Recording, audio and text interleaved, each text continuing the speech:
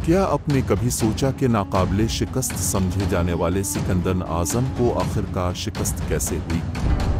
वही सिकंदर जो यूनान से निकलकर मिस्र, ईरान और वस्ती एशिया को रौंदता हुआ आया, लेकिन जब वो मौजूदा पाकिस्तान की सरजमीन पर पहुंचा तो किस्मत ने इसका साथ छोड़ दिया। ये कहानी है इस जंग की जिसने तारीख को बदल कर रख दिया। वो कौन था जो सिकंदर के आहनी लश्कर के सामने खड़ा हुआ?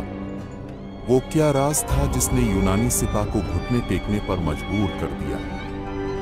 आइए वक्त के सफ़हात पलटते हैं और इस लम्हे को जिंदा करते हैं जब एक अजीम फातेह को पहली बार अपनी कमजोरी का एहसास हुआ। फैसला कुन जंग।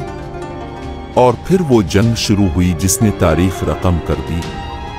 राजा पोरस के हाथी यूनानी घोड़ों के लिए खौफनाक ख्वाब बन गए।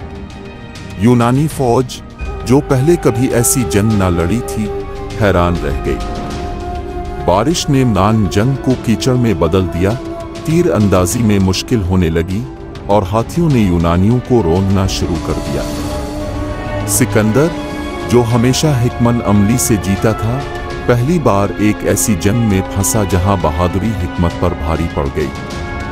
सिकंदर की अलगार। सिकंदर जो पूरी दुनिया को फतह करने के ख्वाब देख रहा था, अपनी फौज के साथ बैसगीर में दाखिल हुआ। वो नाकाबिले शिकस्त महसूस कर रहा था क्योंकि इससे पहले कोई भी इसके मुकाबले में ठहर नहीं सका था। लेकिन जैसे ही वो दरियाए जहलम के किनारे पहुंचा, एक बहादुर राजा उसके सामने आया। सिकंदर की पहली शिकस्त। जंग के इख्तिताम पर सिकंदर की फौज बेहाल हो चुकी थी। अगरचे वो खुद जख्मी था, मगर राजा पोरस की बहादुरी ने इसे इस कदर मुतासिर किया कि इसने इसे इज्जत के साथ इसकी सल्तनत वापस दे दी। लेकिन यहीं पर कहानी खत्म नहीं होती। सिकंदर की फौज जो कभी पीछे हटना नहीं जानती थी, इस शिकस्त के बाद बददिल हो चुकी थी। फौजियों ने बगावत शुरू कर दी और सिकंदर को वापस जाने पर मजबूर होना पड़ा। ये वो लम्हा था जब दुनिया ने देखा कि सिकंदर वाकई नाकाबिले शिकस्त नहीं था। राजा पोरस एक शेर दिल जंगजू। राजा पोरस सिर्फ एक आम हुक्मरान नहीं था, वो बहादुरी और गैरत का पैकर था जो अपनी सरजमीन के लिए मर मिटने को तैयार था। इसके पास जदीद हथियार नहीं थे, लेकिन एक ऐसी चीज थी जो सिकंदर की फौज में नहीं थी, नाकाबिले तस्खीर जज्बा। जब सिकंदर ने राजा पोरस को हथियार डालने का कहा तो उसने तारीखी जुमला कहा, जाओ सिकंदर। राजा पोरस गुलाम बनकर नहीं बल्कि बादशाह बनकर जीता है। हकीकत ए साजिश।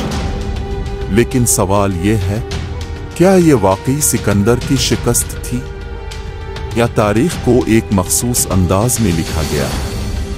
कुछ मौर्रिखीन कहते हैं कि सिकंदर की फौज खुद जंग से थक चुकी थी, जबकि कुछ का मानना है कि पोरस ने इसे ऐसा सबक सिखाया जिसे वो कभी ना भूल सका।